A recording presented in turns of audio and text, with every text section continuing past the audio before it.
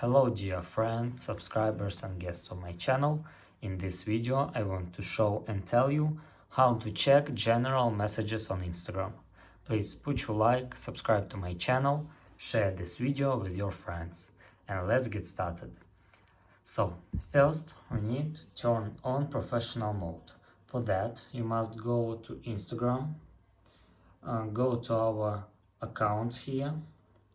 Click on three lines in the upper right corner, scroll down, and here we must click account type and tools. After that, click switch to professional account, click continue, choose what best describes you, click done, click OK. Wait some time, it can take up to 30 seconds.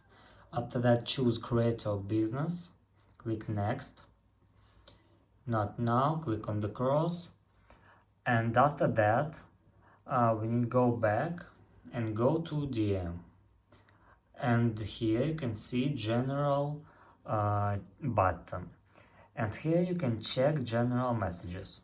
If you want to add chats here, you can swipe it to left. For example, choose this chat and swipe it to left and click general. And now you can find this chat here. And that's all. If you enjoyed this video and found it helpful, please put your like, subscribe to my channel and share this video with your friends. Bye bye everyone, see you later.